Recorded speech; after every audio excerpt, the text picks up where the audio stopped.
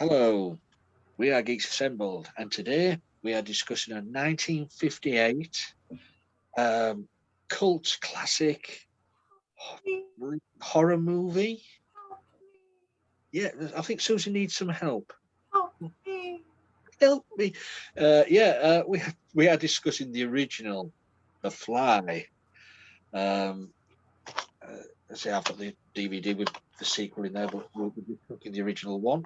Um, with Vincent Price, not top billing in this one, but he's in it. So this is where medical experimentation goes wrong. Yeah, so that's Um, we so we'd like to start. Oh, so we'd like to open our little cast as just me and Susan on this one. With opening thoughts on the original Fly. Over to you, Susan. First time I've seen this movie, I saw the Jeff Goldblum movie a bunch of times. It used to be on HBO all the time, and I was a maid in hotels, and every time I'd wander room to room, I'd be watching HBO, and I saw The Fly maybe 10 times, the original. It's the first time I've seen this version, and let me tell you, uh, it's sort of it's structured like a circular story. Uh-huh. Like it starts off um, almost at the end, and then Yeah. it's told forward and forward and forward, and then it jumps back in time, and there's like this cool like ripple effect, um, and then the story is told, and then it comes back around, and then there's a ripple effect, and then it's told forward and forward. It's a cool like structure. And the other thing that's really cool is it's told from the perspective of the wife Yeah. of the fly, and pretty much everything's from her POV point of view, and you just end up really feeling for her, and because the scientist isn't visible for large tracks, it's just all in your mind. Like Eddie Izzard says, it's all in your mind. Yeah. So it's a really interesting tale. Vincent Price is in it, as Lee had mentioned, and I just have to say that the short time we get to spend in the lab is awesome, because the lab is awesome. It has neon lights and sort of LED. What used to before LED was LED displays, a lit up display with like you're going this way, you know, arrows and stuff, and that was fun. I mean, that was really fun. And then those cool goggles that they were wearing, and yeah, and it's sort of a story of a compassionate murder, one could say. Um, Or two compassionate murders. Let's put it that way. yeah. Yeah. And so, um, yeah, really big time. And they say it's for adults. Like they say, don't watch this if you're kids. Back in the day, and yeah, so it's really it's a gripping performances, and yeah. So that's my opening thoughts. Enjoyed it. Over to you, Lee. Thank you, Susan. Yeah, well, I mean, this one was suggested. I usually ask for movie suggestions, and someone suggested The Fly, and I wrote down The Fly. I wrote down the 1986 version, and I also wrote down this version. So I thought, okay, we'll do the original because not many people remember it or discuss it. We may in time do the 86 version, but at the moment we're doing this one. Um, what I found strange about this, it was set in the French-speaking area of Canada. In Quebec, yeah. Yeah, and not many movies are set in set there. No. That's a bit. I thought, I wonder why they did that. But and also to have Vincent Price in this, but not as, because Vincent Price usually the villain of the piece. He was the good guy in this. He's the good guy all the way through this. He believes in his sister-in-law. Because it was his brother who got murdered, who the scientist who got spliced together with a fly, accidentally, of course. Yeah, it's a good. I can understand why they said for kids, don't let kids see. I mean, 1958. Nowadays, kids today wouldn't even bat an eyelid at this. But back then, the ending scene with "Help me" scene, and would mostly have terrified the kids. And also having a human with the head of a fly, mostly would have done as well. But yeah, as Susan said, it's like a circular movie. It's well told, it's well acted, and in the end, you do feel sorry. You feel sorry for the wife because nobody believes her, and then you also feel sorry for the scientist because he was only doing his job. He was pushing himself, pushing his work more to get results, and it was just a mishap, misfortune that a fly got into the machine, ending in, well, tragedy really for him. Not so much for his wife, because she, by the end of the movie, she could look quite happy. She was off to the zoo. But yeah, it was good to sit down and watch this one. I mean, I don't know why. I mean, this was in color. I mean, the color was brilliant in this. The sequel to this, though, was made in black and white. I just don't understand that. I don't either. That's weird. Weird. It is weird.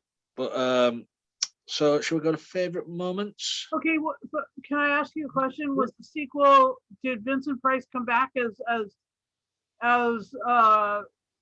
Andre's brother? What's his name? Francois. That's right. Yes, he did. In the sequel, Andre's son has grown up, and he carries on his father's work. Only to have the same mishap again. Yep. 1 minute. All right. Okay. Well, okay. My favorite moments are. Okay, I love the bit in the lab where they are where all the lights are out going off, and then I like the bit where they flip the saucer over, having transported it across the lab. Yeah. Over, and the writing's backwards. And so I was thinking, at that point they should really, he should have really slowed down, stopped, checked all of his figures again, maybe start over with some, with that as a possibility. But then he went on, and even though the champagne came back all right, but the label was backwards, and those issues they needed to probably adjust, and he never did. He just kept going. And well, actually, he did. He did sort that out. with the newspaper. with the newspaper, yeah, because he was reading it. It was perfect. Oh, all right. Yeah, I did. It didn't go too well with the cat, though, did it? No, So the cat just be warned. disappeared. Yes, be warned. Yeah, I felt sorry for the cat. Yeah, it's kind of like the and that story. I mean, how the cat disappeared is also how in one of the Star Treks they're talking about how Admiral Archer's beagle had been um like, oh, it was Scotty Yeah, who lost Admiral Archer's beagle in a transporter accident. And like that's the stuff, they take the Star Trek really did borrow from everything. And let's see, Inspector Shadas, I mean, he wasn't a an evil cop. He was a good gendarme, a good cop. Anyway, that was cool. who Just felt, who did murder in the end? yeah, yeah, So, yeah. I mean, he but took the rock and hit the other. yeah, I Hit mean, the other fly. if he hadn't have done that, then she would have still been in the nut house. Yes, Quick thinking on Vincent Price's part there. yeah. And I was gonna say, like, Philippe finding the fly to begin with. Oh yeah, Had they killed the fly to begin with, none of this would have happened. that's true. I mean, you could see as the film went along, when it nearly at the beginning, the scenes was going along, and you could hear the fly buzzing about, just buzzing about in the background, as the normal scenes was going along, and you think, yeah, it's going to happen at some point. Yeah. Yeah, and I know I've seen the woman who played Emma, Kathleen Freeman, and something else, but Which one was that? the woman who played the housekeeper. I remember her in. I'm positive she was the Mother Superior in the Blues Brothers, known as the Penguin. Let me double check that. And yeah, you're right. I knew I'd seen her face somewhere. Correct, you are, as usual. Let's see.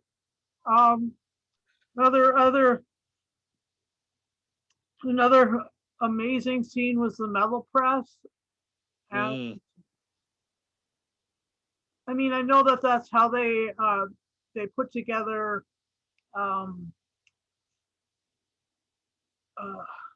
what are they called? Bearings.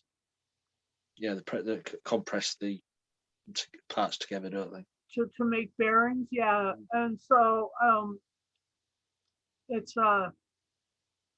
that was, you could tell that there was just going to be nothing left. What was weird is that they didn't have the fly all flat, which the size of this small fly head would have been like this big, and the arm would have been this big, but they just, whatever. It was also a disintegration machine, apparently. So anyway, yeah. The metal press was incredibly intimidating and stuff. And yeah, so I guess. Oh yeah, and okay. Those are my favorite moments. Yeah, over to you, Lee. well, one of my favorite moments is seeing Vincent Price just in a normal role. Just to make a change, he's just playing a normal guy whose brother is murdered. He's not playing, he's not playing a horrific character or anything like that. And you do feel for it. You get to like this guy because he's there for his nephew. He's there for his sister-in-law. He's the only one who sort of believes her. And he's the one who gets the story out of her. As I say, the ending scene is quite horrific, really. Back in the day, the help me, because you don't expect that. Okay, yes, there's a fly with a white head, but you don't expect the close up of that with the human head and the arm, and then the spider coming down the web. You just don't expect that, and then also you don't expect the human fly with the fly's head. I mean, that design of that is brilliant. Yeah. Which certain other shows have nicked that design, I think. And the view of his wife. Oh yeah, with all those faces. Yeah, just the fly's view. Yeah, well, it's just that was good with going back to the press, where he put himself under the press. He set the machine up. All she had to do was pull the switch, sort of thing. But he was there, laid there, and his fly arm refused to keep going. He had to keep pulling his arm back. But did you notice when the press went down and it came up, his arm was hanging out? She had to put it back under the press to do it again. That was his other arm. I'm positive it was his other arm, but it might be me. But maybe that's just a movie mistake. Well, a fluke. Yeah. But I might be wrong. But I just thought, I'm sure his other arm was the fly arm. But yeah, it's a good, solid story. And so when you can see the wife is actually losing her mind, trying to catch that fly, and then it escapes the house through that crack in the window. All despair on her face. You get a fly goes outside, you'll never see it again. Never see it again. But the ironic thing was the young kid had already caught it, and she made him let it go before. I know. But yeah, I mean, you can see why this is known as a classic movie. And the other thing is Vincent Price hanging out by those trash cans, looking at all the flies. That was amazing. Yeah. I've got to admit, I do like Vince. He's one of my movie heroes. Is Vincent Price? I bet he is. He is. Oh, yes. Along with Peter Cushing and Christopher Lee, of course. The holy trinity of horror. Yes, Lord Tyrannus. I know what the hell you're talking about. But yeah, but you can understand why this is classed as a cult movie. It's got a sort of a B movie feel to it, but I think this is in a bigger league than a usual B movie. Yeah.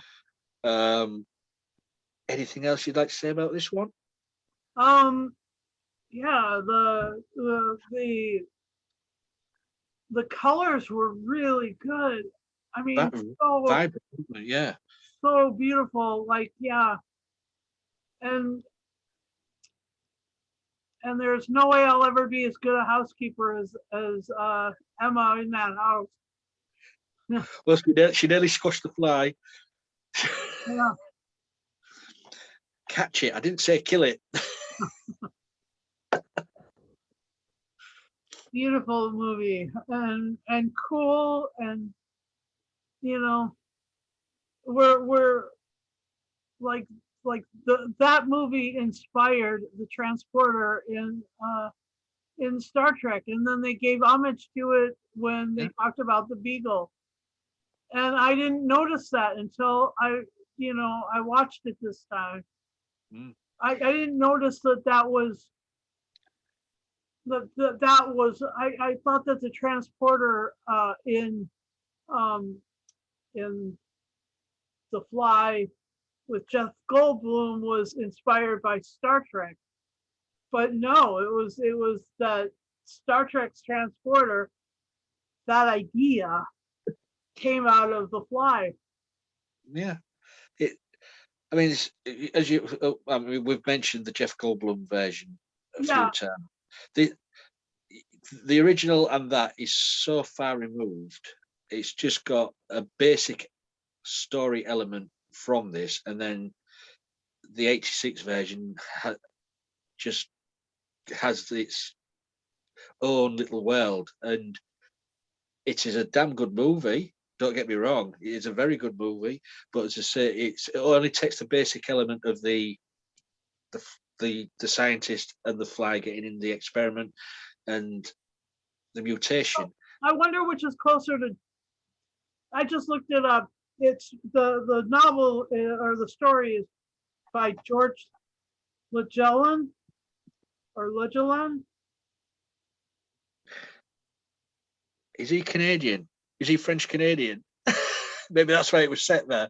I don't know, but let's see. He wrote a story called Hyperion. He wrote for Alfred Hitchcock.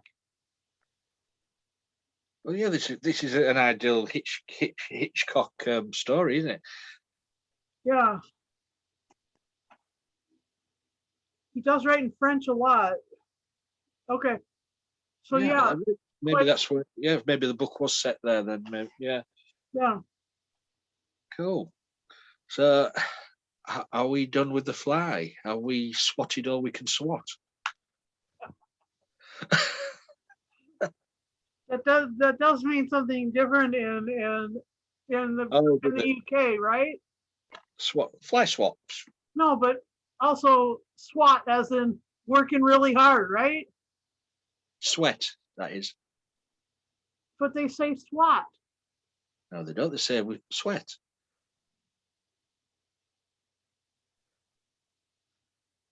I cannot believe. Oh, SWAT. You're a SWAT. Yeah, isn't that That means you're a student of extraordinary work ethic? yeah, you're a teacher's pet. You're a SWAT. Yeah, yeah, you're working really hard. Yeah, Yeah, that's yeah, us. yeah. We're swatting and swatting here. Thought you meant working really hard, getting up a sweat. No, no, no, no, no, no, no, no. This is why Americans and the English should never mix. Jesus, this conversation, we are two This is countries separated by one language. this is why Zoom is the best way to divide us. In our little box. Yeah. Let's just stay in our little boxes. Right then, shall we go to final say? Yeah, Go. sure. Over to you, Susan. I will give this. Let me start off by prefacing this by saying that many things science will develop came out of science fiction. Yeah. And the idea of transporting matter from place to place without the physical body moving that way, just disappearing here, appearing over here, in the lab or that is something that is really intriguing to me. Partially Yep. because I'm getting more disabled and I'd like to just, Just press a button and appear somewhere else. yeah, it's not have to, move about so hard sometimes. And so I mean, I really want this technology to happen. You don't know. It could. You never know. Yeah, and I think that it would. I think that it's something that science.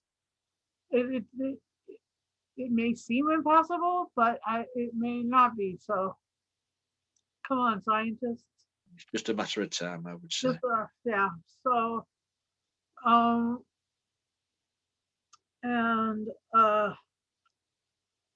and I agree with Lee. Seeing Vincent Price as a nice guy is really an amazing thing. And so But he was a nice guy in real life. You know, yeah, most horror stars or bad guys in movies are really nice guys in real life. I know. Ian McDermott, when I met him, he was a sweetheart. So yeah, okay. Point taken. Good point. So with all of that, I will give this I'll give this 10 light up computerized panels or panel displays out of 10. Oh, cool. Right. Thank you. What would you give this? Now I'm just trying to think of the actor's name who played the scientist, but I'm positive he was David Hedison? That's him. He was Felix Leiter in several James Bond movies.